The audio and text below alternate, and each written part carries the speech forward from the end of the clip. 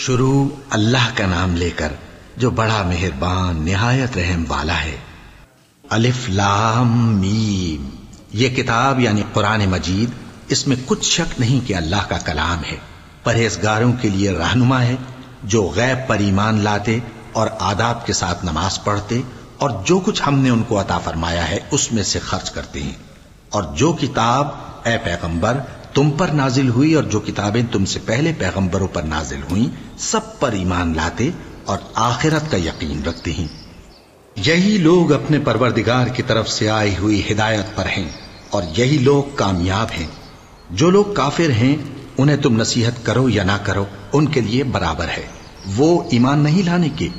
اللہ نے ان کے دلوں اور کانوں پر مہر لگا رکھی ہے اور ان کی آنکھوں پر پردہ پڑا ہوا ہے اور ان کے لیے بڑا عذاب تیار ہے۔ اور بعض لوگ ایسے ہیں جو کہتے ہیں کہ ہم اللہ پر اور روز آخر پر ایمان رکھتے ہیں، حالانکہ وہ ایمان نہیں رکھتے۔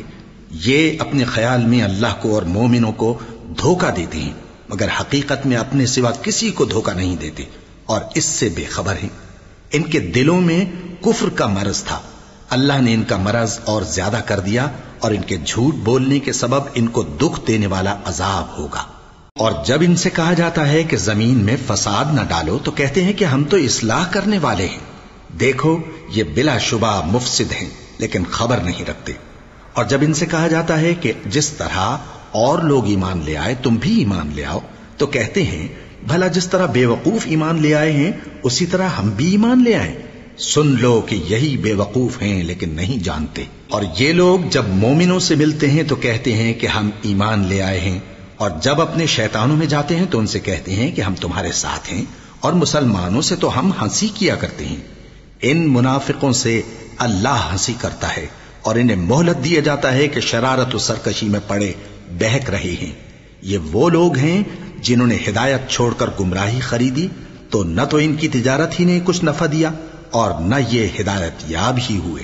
ان کی مثال اس شخص کی سی ہے جس نے شب تاریک میں آگ جلائی، جب آگ نے اس کے ارد گرد کی چیزیں روشن کی تو اللہ نے ان لوگوں کی روشنی زائل کر دی اور ان کو اندھیروں میں چھوڑ دیا کہ کچھ نہیں دیکھتے۔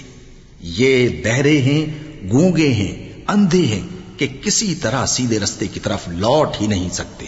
یا ان کی مثال میں کسی ہے کہ آسمان سے برس رہا ہو اور اس میں اندھیرے پر اندھیرا چھا رہا ہو اور بادل گرج رہا ہو اور بجلی کوند رہی ہو تو یہ کڑک سے ڈر کر موت کے خوف سے کانوں میں انگلیاں دے لے۔ اور اللہ کافروں کو ہر طرف سے گھیرے ہوئے ہے، قریب ہے کہ بجلی کی چمک ان کی آنکھوں کی بصارت کو اچک لے جائے۔ جب بجلی چمکتی اور ان پر روشنی ڈالتی ہے تو اس میں